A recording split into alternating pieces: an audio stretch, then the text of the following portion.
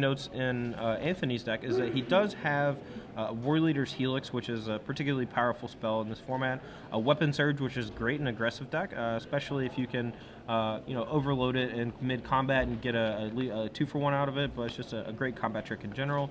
A decent amount of mana fixing, but yeah. It looks like as far as the mana fixing goes in Eric's deck, he has a lot of red fixers, but he has opted not to play red. He has Gruul Cluestone, he has Gruul Guildgate. Is it Guildgate? Yeah, I mean, it all depends on what he has to splash, and I do not think we have time to look over these 74 different cards to see which one, but the match is starting, so let's go ahead and take a look. Looks like Eric won the roll, and he started off with Dimir Guildgate, followed by Prophetic Prism. So his mana is completely fixed now thanks to the Prophetic Prism and the Guildgate, along with his other basic lands. Yeah, that's one of the best turn 2s you can have in this format, because all the decks are at least 3 colors now. Anthony's deck looking something very akin to what we saw during Gatecrash Limited. He has a lot of aggressive creatures, starting off the game with Daring Skyjack, facing down his opponent's Kingspin Pet. And I'm looking for rares in Eric Jones' deck list. There aren't too many. Blind Obedience is really the only one I'm seeing here. So Eric's deck really just on the back of the commons and uncommons. Yep, and Anthony's deck actually has a couple decent ones. Starting off with what looks like is going to be a Boros Reckoner on turn 3. Boros Reckoner, particularly powerful in Standard. I can only imagine how much better it is in Limited. Wow. Yeah, I mean, Eric's really going to need to just overwhelm him with flyers and extort, or be able to deal with it some way with a removal spell. Right, Hands of Binding would be great here for Eric. Yes. He has one in his deck. He could Devour Flesh the Skyjack to start buying a little time. Yeah, any of those cards particularly powerful with extort as well, since you get to replay them over and over again. So right. All right, here comes a Drakewing Crassus as well as a point from Extort, and as you can see, he's got all his colors, so he's able to play a green-blue spell alongside a black-white one. So yeah, so the Army of Flyers from Eric Jones, a 2/2 and a 3/1 flyer versus a 3/1 and 3/3 ground pounder from Anthony. I wouldn't be surprised if he just attacks with both guys here. More than willing to trade his Skyjack. Wow. And decides to Trader's Instinct, the Crassus, dealing 11 points of damage, putting Eric all the way to 7. Yeah, so that's a huge turn 4 for Anthony Kando. Turn 4, 7 life for the opponent. Yep. And his hand looks like it has some big ones too. Explosive Impact looks like it's on the far right of his hand. Let me make sure. He has 2 of those in his deck. Yeah, so some big cards. As long as he draws a couple lands in the next few turns, going to be able to deal a lot of damage to his opponent. He also has a Scorchwalker in hand, which can equate to a lot of damage as well. Looks like he's threatening a lot of damage right here to Eric Jones, trying to put him to 1. Eric decides to go for as an ultimate price. Yep. Ultimate price. So Scorchwalker on Boros Reckoner is 8 damage. Let's see if Devour Flesh. Ooh. Wow, so big blowouts from Eric Jones. Right, so Anthony is going to end up gaining 4 life here because the resolution of Scorchwalker happens before the ultimate price, pumping his guy, so should gain 4 life, put him at a reasonably healthy total. Opponent still at 7 with an Explosive Impact in hand, so definitely not safe by any means. Right, the Flyers crash in, drop Anthony Kando to 11, and Sluisway Scorpion holds the ground and extorts. So 8 to 10. So Anthony here got pretty blown out last turn by those 2 removal spells. Took all the wind out of his sails. Let's see if he can recuperate. Sluisway Scorpion going to be a great guy to hold off the ground.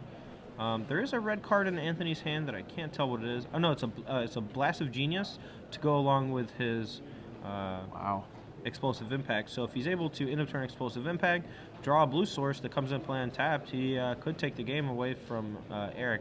However, I don't think he has very many blue sources in his deck, and his Guildgate does come into play tapped. I think he has a Singleton Island in his deck that he could draw here to just kill Eric on the spot. So Anthony decides to just take the damage. He's not going to try to kill his creatures. He's just going to go straight to the dome. Yep. And another creature here from Eric is going to drain Anthony down to 2, put Eric at 9.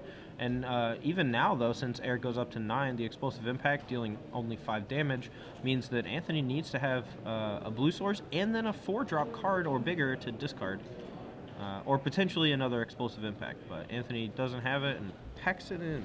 Yeah, that turn was particularly brutal with the ultimate price into the Devour Flesh, and it was pretty interesting. The Devour Flesh looked like it was still on the stack when the Scorchwalker was blood rushed, when the ultimate price, or when the Devour Flesh was cast. Well, yeah, but I mean, Eric, it's all about communication. You know, Eric's probably like, all right, that's going to resolve, and then I'll Devour Flesh, just a shortcut. So, I mean, I don't think in that specific situation he would make that very ridiculous mistake. It doesn't seem like it, but maybe a little bit of poor timing by Anthony. Maybe in response to the ultimate price, you could blood rush the Scorchwalker. I mean, that's probably what he did, and then Eric was just like, yeah, and that resolves, then this resolves, then Devour Flesh. So, we can't actually hear what they're saying, and as long as they're communicating and they know what's going on, we just have to assume, that's the line of play that happened. Yep, so these players go into the sideboard. Anthony, I have to imagine Anthony likes his chances with his aggressive Boros deck, splashing blue versus this 4-color deck from Eric Jones. Yeah, that's actually kind of funny how he's sideboarding right now. There were some cards in his deck that I didn't think were very good, and it looks like Anthony is siding those out. My least favorite of which was the Bellowing Worm, Bellows Lizard. Wow, that's the one. The Bellows Lizard. Yeah, very aggressive card. Although in this format, like I said, it's not always about playing the cheapest creatures as quickly as possible. A lot of it has to do with cards that have some staying power, and Bellows Lizard was a card that I didn't really like from him, and so he's cutting that along with a few other ones, bringing in some more creatures to hit on curve. Let's see, there was a red one. It was, where's it at? Oh yeah, Viashino Racketeer. A particularly good card in an aggressive red-white deck. Not only can you discard extra lands to it to draw into more gas, it is a 2/1 on curve, and the deck has a lot of 2-drops, but not a whole lot going on between the 2 and 4 slots. So having another 3-drop to hit on curve, maybe fix your hand a little bit. Definitely something to consider. Yeah, the Racketeer, he doesn't seem too powerful at first blush, but really, after playing with him a little bit, you get to see the true power. You draw him late game, he just says draw a card on it. Yep. You draw it early game, it finds you the 4-drop you need, etc., etc. Yeah, I mean, and these aggro decks, a lot of times they don't need more than like 4 or 5 mana. Anthony does have a top of a curve with explosive impact, but if he draws a blue spell like the, Blast of Genius, doesn't have a blue source for it, he could just discard that, maybe draw into a different, big spell, pull the game away. So. Here looks like his hand is super mana heavy with Frostburn Weird, and he has a Guild Gate so he can cast it on turn 2 pretty easily, and only one other spell, which... It must be a pretty good one, though, because he kept pretty fast, not much hesitation there. Yeah. And there's a stigma, a lot of times people don't really like to mulligan, hands that seem... mediocre or not quite as good as one they could draw on 6, but in limited I think it's particularly important to be familiar with the fact that you can have a bad opening hand sometimes and draw out of it. Like you can keep a 2-lander a lot of times and just try to draw into land. There are the games where you're going to lose because you get stuck on 2 lands, but you just have to accept that sometimes. But yeah, it looks like Anthony actually didn't side out the Bellows Lizard. He has it in his hand, I do believe, but instead of casting it here, he's just going to pump the Weird 3 times, dealing 4 damage to Eric. Yeah, kind of interesting. Anthony sided out 3 cards and sided in 3 cards, and Bellows Lizard wasn't one of them, so I can't imagine what he was siding out there. I mean, it's reasonable considering Eric does have, a lot of expensive creatures, or not expensive, but like, he had a 3-drop 2/2 flyer, which can trade pretty easily with the Bellows Lizard, as well as the Dracewing Crassus. So I can see where he would want that as an aggressive creature that can still trade up later on in the game. Since Eric isn't playing, giant green monsters, it just seems like he's splashing green for a few smaller things like the Dracewing Crassus. Right. So this turn, Eric has a Gatecreeper Vine. He's still building his mana. He has a lot of mana cards in this deck. He has the Prism, he has the Vine, he has multiple Clue Stones. So he's really trying to go big or go home. He has Horncaller's Chant in the main deck. That's a pretty sweet one, although it seems unlikely that if Anthony has a good draw, that card's going to, actually be important. Anthony being one of the few decks I've seen that can really be aggressive and put a clock on the opponent, whereas most of the decks in the format are very slow. Looks like he has, looks like a Boros Reckoner in hand, unless that's a different card. Nope, a Boros Reckoner, a Rootborn Defenses, as well as one other card. So likely going to pump once here, after the block to trade off with it, and then play a land and play Boros Reckoner. Yep, seems like a good turn for Anthony Kando, and this maybe sketchy keep of his is turning out pretty good as his opponent's not doing anything either. Right. Actually, the card might not be Bellows Lizard. It might be Trader's Instinct, but it does look like a Bellows Lizard to me. Yeah, I don't think it's an instinct. Seems so strange that he would keep in the lizard after board. Sure.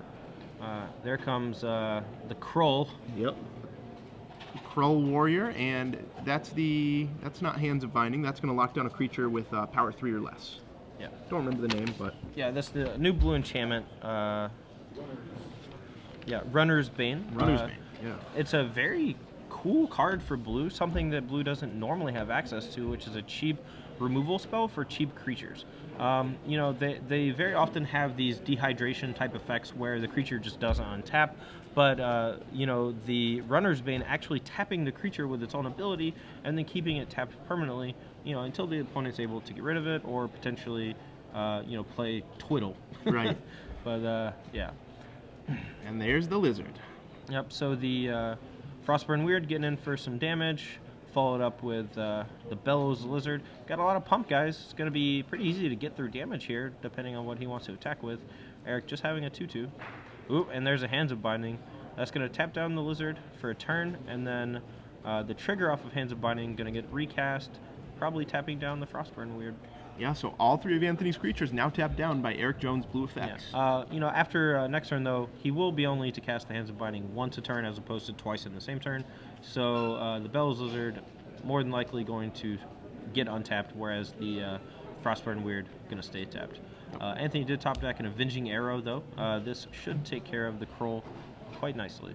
Yeah, Mortis Strider added to the board by Eric Jones. That's a 1/1, and when he dies, he goes back to your hand. Mm-hmm. Now, interestingly enough, the Avenging Arrow only does it. No, that's not the one that deals 4 damage. That's the one that destroys a creature that deals damage to you. Yes. So if it was, he does have the Boros card from Gatecrash that deals 4 damage to an attacking or blocking creature. Let me find that one real quick. 1 second. Yeah, he does have Arrows of Justice in his deck, which would be pretty funny against the Krull, since he could pump it before combat up to a 5/5 and then wouldn't be able to kill it. But Mortis Strider, along with Dracowing Crassus from Eric Jones. He also added a Simic Cluestone to his board. That'll get cracked as soon as possible. It seems like he has plenty of mana this game. And all his colors too, because he does have all of his basics in play, as well as a Prophetic Prism. So a couple pumps here from a Bellows Lizard doing some work. Oh yeah, getting in for 3. Yep. And next turn, the Weird will untap. So Eric Jones down to 10 from this motley crew here involving Bellows Lizard. I don't know any Motley Crue songs, or I would make a good pun. Yeah, me neither. A little before my time. Yeah. Anybody? Bueller? All right. All right. Tweet at SCG Live if you have a good Motley Crue song you'd like us to make a pun about. Wow. All right. So attacking for 3 with the Crassus putting Anthony down to 12 and cracking the Cluestone, like Zach said. Hopefully trying to draw into some more creatures to put into play, both for offensive purposes later as well as defensive purposes against the Frostburn Weird and Bellows Lizard. So it looks like Dimir Charm is going to take out, is going to try and take him out, but nope. Yeah, he has the Reborn Defenses to protect it. This is, you know, it's not a great use of the card, but it's still good. You know, it's a counter spell. He considers the Frostburn Weird here as his primary source of pressure. And Eric Jones did think it was powerful enough to warrant a removal spell. So both players thinking the Frostburn Weird is important enough. So, you know, we have a block coming here on the Bellows Lizard. This is going to allow him to trade off with the Lizard and still be able to bring it back to his hand after combat. And then perpetually block the Weird as long as Anthony doesn't have a follow-up.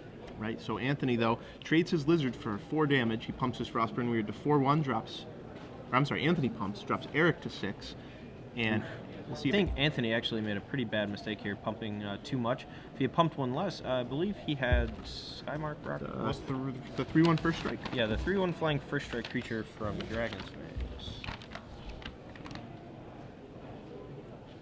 The Steeple Rock. Yeah.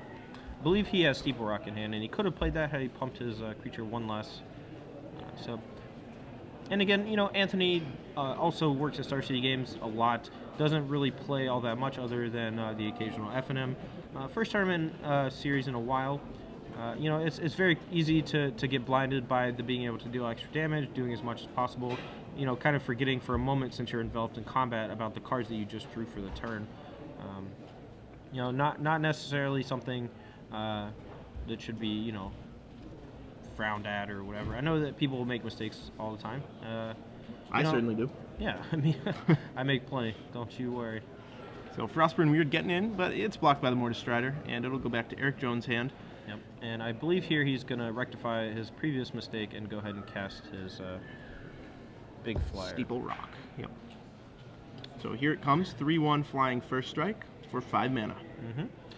He does have a Trader's Instinct in hand too, so actually threatening lethal, next turn, taking the Drakewing Crassus.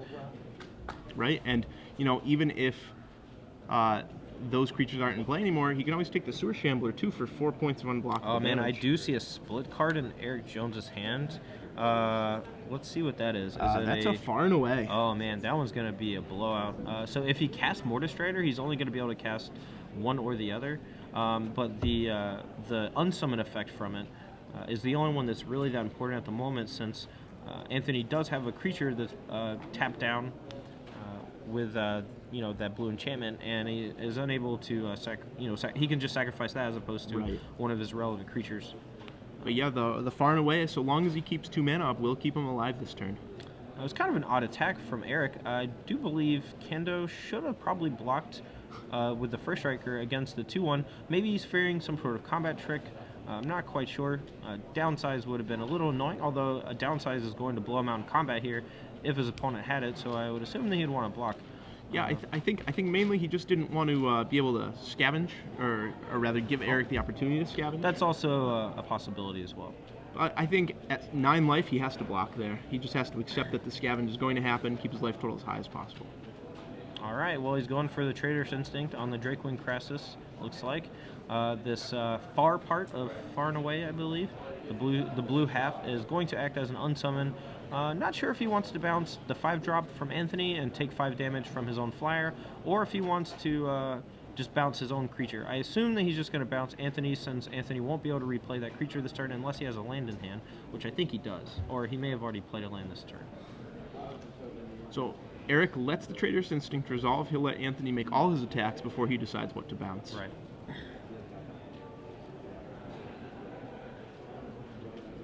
So everyone gets in. Yeah, I mean, you have to assume he's gonna block the Frostburn Weird and then bounce the rock. Yeah, and he's gonna take 5 as opposed to 3 damage, but he's basically time walking Anthony by forcing him to replay his creature next turn, expending almost all of his mana, and he has 6 power in play to swing back at Anthony. Gonna put Anthony to 1 if he wants to. Oh, and wow, a massive raid from Anthony seals the deal. Yeah, so he didn't have a land. He had the massive raid. Yeah, didn't need it. So Anthony Had all Kando these. takes game 2. I was a little surprised. Anytime I see Bell's Lizard cast, I assume that player's going to lose. But hey, he I've seen did a that decent guy, amount dude. of I've damage. seen that guy do some work. I played him in my very first triple Ravnica or Return to Ravnica draft, and it was a deck with a lot of Deviant Glees and a lot of the not Spectral Flight, but the red one. Madcap? Pursuit of Flight. That deck was pretty sweet, and Bella's Lizard did some work, so you keep talking bad about that guy. Hey, he trades up really well. As long Yeah. as you have the mana to pump him, he'll trade with any ground pounder. And that's one of the things that aggro decks do later in the game, is when they start to flood out, they don't really have a lot to do with their mana, so both Frostburn Weird and Bella's Lizard give Anthony ways to use that excess mana. As you saw in that game, he had 8 lands in play or more at the end of the game, and was still able to use most of his mana every turn just because he was able to pump either the Frostburn Weird or the Bella's Lizard and still cast his spells. Sometimes even not casting his spells because he pumped. So. Right. It's really important to have those mana sinks and sealed. I don't care if you're a green deck, a red deck, a Boros deck, whatever. Yep. You have to have something to do with your excess mana because you're going to have it. Yeah, agreed. Maybe not every game, but some games you're going to get flooded. Yeah. So Anthony evens it up at 1-1. Not really too much sideboarding here going on between games 2 and 3, and it's hard to even speculate what they would even be bringing in. other than the few cards that I saw Anthony bring in earlier that we talked about. As far as Eric Jones is concerned, do you see anything in particular you think might be good? Any weird removal spell or creature that wouldn't normally be played that he wants to side in, maybe to help stall Anthony out in the early game? If I was Eric, I would be going for some defensive creatures. I would be going for creatures with 5 toughness to maybe try and stop that Frostburn weird. Something to stop the initial onslaught. And, it's tough. He's playing 4 colors, and he has a ton of red fixing. So he could really side in any card in his card pool that he wanted to. The question is just which ones are going to help. Maybe something like a 2/4, some of the Pillar Field Oxes that are in the format, those could be okay. Right, so Eric opting to play here, which again we talked about. I think it's actually correct in this matchup since Anthony is such an aggressive deck.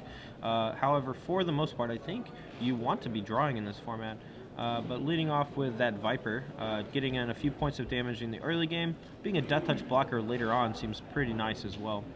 Anthony luckily does top deck the white source he was missing, and now his hand is completely unlocked. It's got an Azorius Arrestor, looks like a Keening Apparition, an Avenging Arrow, as well as something else that I can't see. I don't know. These people, and they're flicking their cards. Alright, draws another land, not necessarily what he wants, but now isn't going to have trouble casting any of his spells. The Beetle comes down for Eric Jones, the Beetle form Mage. This is a 2/2, has a Frilled Oculus-like ability. It can pump itself for a few extra Let's mana. be real, it's a Root Wall ability. A Root Wall ability. Let's go all the way back to Tempest, a Root Walla. Yeah. Dude, that card was reprinted so many times in various core sets. And there was Basking Root Walla, and then there was just regular Root Walla, and they keep making these cards that look like Root Walla, but they don't really look like it. I mean, look at that guy. He's made out of a beetle. I don't even understand. How does that work? He gets flying, though, so that's what it does. Okay. Yeah, I mean, you put a little mana into it, get some battles in there. Right, definitely a lot better than Frilled Oculus. Yeah, Beetle Form Mage is actually one of the more impressive cards at common in this format that I've seen. Being able to be a 4/4 flyer, it only costs 2 mana to activate him. I think even at 3 mana to activate him, it would have been good enough to play. It is a little bit better because you're able to still cast a 2-drop in the same turn on turn 4 while attacking for 4. Right. I think it looks like Anthony cited in Furious Resistance. I think that was the card in his hand. It's not really something that I would expect him to bring in this matchup, simply because, it's a very defensive card, and I feel like he is the aggressive deck here. He does have a pair of them in his sideboard. Maybe he thought that since Eric, had some, smaller creatures that couldn't withstand the big first striking effect, maybe he wanted those. If he hasn't seen too much from Eric's deck in general, other than some removal spells and whatnot. Wow, so Azorius Arrestor gets killed by ultimate price. Eric Jones knows what happened last game. He knows Anthony's deck is super aggressive. Decides to just take it out right now. Yep. And, not like a bad plan, since Anthony didn't really play anything on his turn 4. I guess trying to Avenging Arrow, which is what he's going to do after taking the 4 damage from the Beetle Form Mage. So we have a 1/2 Death Touch facing off against a 1/4 Frostburn Wheel. Yeah, and that looks like Anthony drew a War Leader's Helix, which would be able to take care of the Viper if he really wants it to. I don't think he wants to cast it now. He wants to put a little more pressure on the board. Probably going to play that Keening Apparition.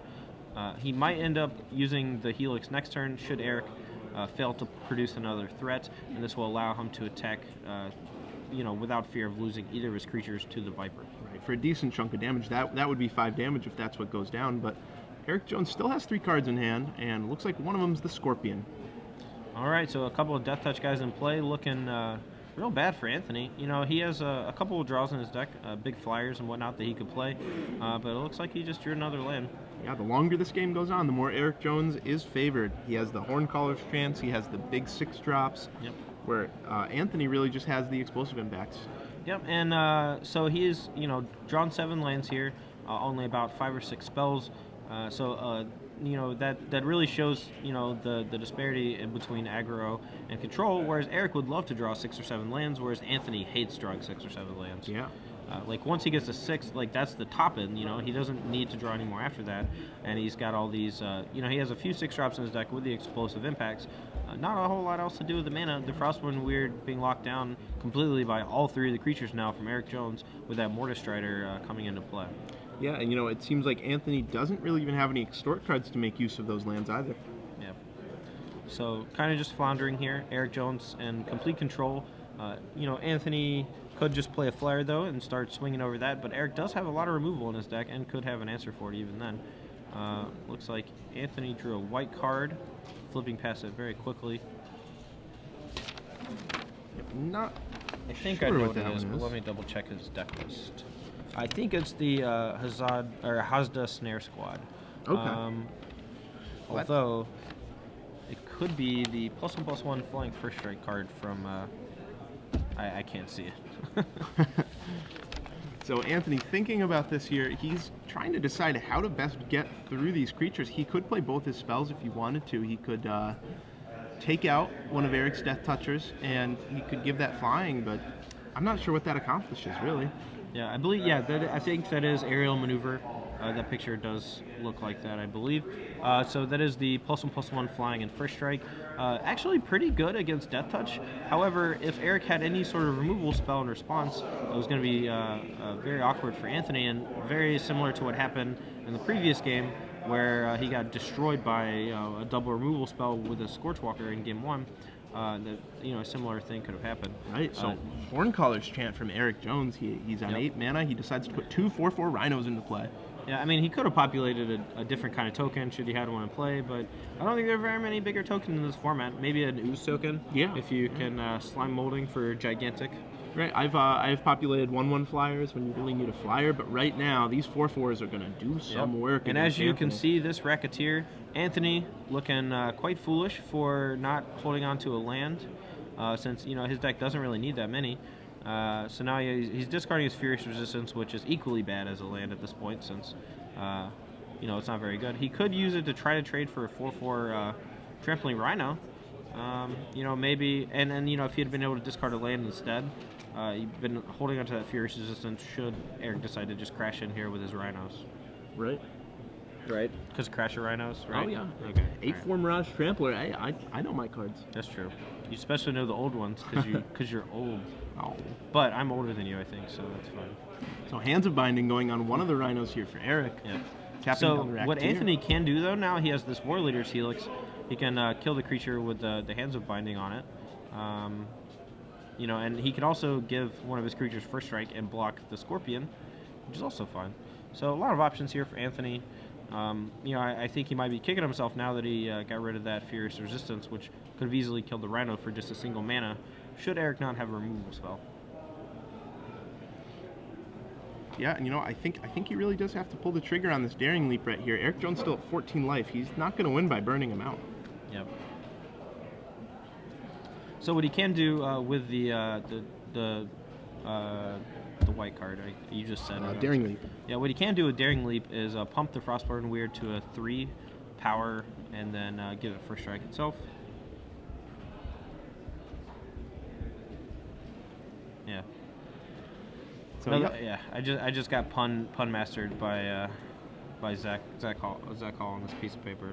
So what Anthony can do, because that's his last name, and I didn't even catch that. Now I just want to jump off a bridge. That's what these dirty looks have been for. Haven't you been catching them? No, I wasn't. All right, so I'm just supposed to know when you give me a dirty look. That's supposed to for. All right, so. All right, so we trade off Sluiceway Scorpion. We have the ability to scavenge now, but we definitely wanted to get rid of that Hands of Binding, which we did. It's kind of interesting that he tapped the Racketeer as opposed to the Frostburn Weird, though. Yes, it's a little odd. I'm wondering why he did that, but it looks like Scavenge comes down on the other Rhino, makes it a 6/6. Right now, 6/6 Rhino, 1/2 Death Touch, 1/1 Strider. And he drew the other Furious Resistance he cited. And so a little bit of justice here for Anthony Kando. He can pump his Weird up to a 3 power, give it a +3/+0 first strike, and it looks like Eric doesn't have a removal spell because he would use it last turn once Anthony went for the aerial maneuver. So this is quite funny. So Fierce Resistance, not exactly the best card, especially in an aggressive deck, but really going to put the needle here to Eric in his 6/6. Yeah, that's exactly what he needs right now. No, Anthony, don't do it. Fierce Resistance, come on, buddy. Oh man, don't do it, man. It has trample. Don't just jump block. All right, take a moment. Here Breathe. we go. Here we go. Breathe. Here it comes. There we go. Setting up the mana. Well, white can't pump him, so we'll see.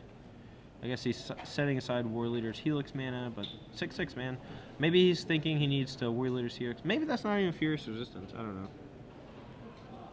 Oh, it's a massive red. Okay. No wonder. Makes a little more sense now. Oh, man. Wow, I really wish that was Fierce Resistance, though. That would have been so sweet. But Anthony Kando has to 2-for-1 himself to take out the 6/6, but right now the board's at parity. All Eric has is a Gate Creeper Vine. No, that's a the Viper. Now he has a Gate Creeper. Right. Gate Vine Creeper, yeah.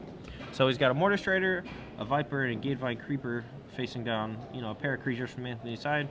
I don't think either player really has too much going on in hand, so... Now, right now we're playing Draw Go here. Eric Jones, a little bit of an advantage. I think he's thinned more land out of his deck. Not to mention he can actually do more stuff with those lands, whereas Anthony is, has way more 2-mana 2/2s and 2-mana 3/1s and things like that to draw, which don't match up well against Mortar Strider or Viper. No, and Anthony can't do much right now because all he has is lands. Can't he? He cannot. All right, so 2 more lands from Anthony in hand, so definitely just getting massively flooded. And really, Eric can attack with this Sewer Shambler if he wants to. Oh, there's a game changer right here. This is effectively 5/5. Right, but I don't think that... oh, that was a good top deck with the Boros Reckoner, but I don't think that trading off the 2/1 is worth just like being able to scavenge onto something, since none of your creatures in play really match up well against a Frostburn Weird when attacking. I mean, you could pump up the Viper, but you're wanting to use that to trade off with one of Anthony's better creatures later. While it can attack, I don't think that trade-off would be necessary. Right, especially not when you draw the 2/2, the right. Kroll Warrior. Yeah, so now he's got Kroll Warrior, which can battle in against a Boros Reckoner and kill it, while Anthony only is able to deal 5 damage to a target. He's not going to 2-for-1 Eric very easily with it. But now, I believe that's a black-green creature from Eric Jones. Let's take a look at his deck list. It's a 5-drop. These pictures, man. I think that's remove a counter from a creature you control. Target creature gets -1/-1. It's a sideboard card if it is. It's not in the main deck. Maybe some sort of... I think it's some sort of Gorgon. I think it's Corrose the Gorgon. Yeah, not in the main deck. This is a side-in for Eric Jones. He decided that this would help him against Anthony's aggressive deck. So he's coming in, the 2/5 Gorgon. And we have an Eyes in the Sky. So yeah, it does have Death Touch, which is pretty important to note, and that's why he is just able to attack with it pretty freely. But the Eyes in the Sky is able to put a little pressure into the air for Anthony. He's going to start attacking for 2. He could trade off his Boros Reckoner with the Gorgon, since Gorgon can do some work later on with Scavenge. If he's willing to, trade off his Sewer Shambler in combat, he can put 2 counters on a creature, then remove both of those to kill both of the bird tokens, or, the Racketeer and a bird token, or some combination thereof. Right. If it wasn't right to attack with the Sewer Shambler before, I think it is now, just because of that Gorgon. Well, perhaps not now that the Boros Reckoner is in play, since you do get to kill 2 creatures without even losing your Boros Reckoner, unless you want to scavenge and then use the Gorgon itself. But here, I think Anthony definitely wants to block the Kroll. If he pumps it, he just wants to deal 5 to the Gorgon. It's possible he could double block the Kroll with the Boros Reckoner and something else, but I think he just opts to take the damage. Wow, okay, so takes it, goes down to 3. Yep. So many creatures on the board, we can't even tell what was just played on Eric Jones' side. Yeah, we'll get him to resize those for you. Maybe move the Gate Creeper Vine over to off screen. Get this relevant creature on screen. Yeah, not entirely relevant. Hopefully, it was a 5-drop though. It might be Golgari Longlegs. It does look like a multicolored creature. Yeah, I think it is. I see the hybrid mana symbols up there. I'm gonna say Longlegs added to the board. 5/4. Yep. So big guy. Looks like Anthony's in a really tough spot here. Like, he can attack. He has the Scorchwalker to deal a couple extra points of damage with the Flyers, but those 2 lands in hand, not really doing a whole lot for him. So the 2 Flyers coming in for Anthony. The Scorchwalker gives him a little hope. He's thinking maybe if he draws an Explosive Impact, he can do the last few points. Yep, and I wouldn't be surprised if he just Scorch Walkered here, since I think Explosive Impact is one of the only ways he can win. He would deal 7 here to Eric, put him to 7 life, and then next turn attack for an additional 2 points of damage down to 5, Wow. and then ultimately killing him with an Explosive Impact off the top. Yeah, I Instead, don't know though, if I like that. it looks like he just cast the Scorchwalker, looking to trade here with the Golgari Longlegs, but I don't think that he's going to be able to win with that play. No. He can trade off now with the Gorgon if he wants. He can trade off with the Longlegs, but he's not in a great spot. Yeah, I really don't like that play because he still has 2 explosive impacts left in his deck, and only about 20 cards left, so about 1 in 10 chance well, of drawing by playing that, he does give himself a few more turns, though, since he can just start trading off. So maybe if he does the trade off here with the Scorchwalker, it buys himself a few more turns. His opponent now attacking with the Viper, which don't think is correct since he can just get first strike on the Boros Reckoner.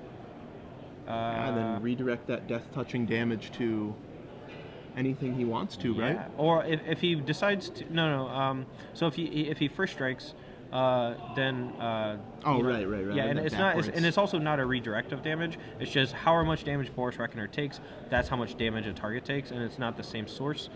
So he can either first strike the Viper, or take one, from the Viper, killing it, and with the Reckoner redirecting a point to something like the Sewer Shambler. But I think he is just probably going to first strike the Viper, and then probably put the Weird in front of the Sewer Shambler, because he can't really afford to take a whole lot of damage here. No, he's at 6 life. Not too much, and I'm looking for any kind of Blood Rush cards in Eric Jones's deck, and I don't see them. Oh, looks like he took damage here. Wow. I mean, he took 3 down to 3. Maybe he just doesn't want to give Eric any sort of way to, interact with his creatures. Like if he blocks with something, it could be problematic. I don't think it was right not to block with the Reckoner and give it a first strike. But again, another card that Anthony probably hasn't played all that much with. Since he doesn't really play all that much constructed. Right. He could have just forgotten the secondary ability on Boros Reckoner where you can give it first strike, just afraid of the death touch from the Viper. So Anthony turns all his creatures sideways here. I'm not sure what he drew, but I thought it was a white card. Maybe a Rootborn Defenses, something like that. Well, even with the Rootborn Defenses, he's dead on the swing back. I'm not entirely sure what his plan is here. He might just be under the assumption that he's mostly dead and just, hoping that a Hail Mary his opponent decides not to block or decides not to block enough. Maybe even drew Explosive Impact and he's just trying to get in 7 damage. But Right. I think he's okay here, taking 5, and then the Explosive Impact not going to have a lethal effect. Anthony Kando really flooded out this game. He needed an Explosive Impact. All these lands really hurting him here. Yeah. So looks like we're gonna try to play around some stuff. I'm not exactly sure what Eric Jones is trying to play around with the block on the Scorchwalker. It's not like Gorkline Rampager can come out of Anthony's hand. I'm not sure if there's a red card only that gives his creature trample. Top of my head, I can't think of one, but there could easily be an uncommon or something that does from Dragon's Maze. Well, I'm not sure. If you guys can think of one, feel free to tweet it at us at SCG Live. There are so many cards in this format, and since it is a new format, there are a lot of uncommons and rares that neither me nor Zach has played with, and we try to stay on top of things. But off the top of my head, I honestly can't think of it. And I even have Anthony's list here in front of me, but it could be a sideboard card. So yeah, really, what this looks like. Yeah, but so Wrecking Org can give double strike, but there's no reason to double block a Scorchwalker, I don't think. So that was the only thing I was trying to figure out. He's going to lose both of his guys here, but I don't know if that matters all that much. Yeah, I think Anthony is just dead on the swing back, and Eric Jones is still going to be alive here. Rootborn Defenses, I think, was the card. I think he said populate a bird token. Okay, so yeah, he doesn't lose any creatures in combat and has a blocker. But it looks like he just has a couple lands to follow up in his hand, and there's way too much power on the other side of the board for Anthony to not die here. Maybe if Anthony had made a few different blocks earlier in the game, saved some of those life points, this wouldn't have been a feudal alpha strike, but now he's just facing off lethal without dealing his opponent much damage at all. Yeah, and all you can say is go. Hope to represent some kind of fog effect, but I don't think Eric Jones is going to buy it. I think he's going to attack. Yeah, I mean, it seems likely he will attack with 2 creatures that are big enough to kill him. I mean, even if all he attacks with is the Kroll and the long legs, he can, you know, present lethal. Wait, it wasn't. No. It was not.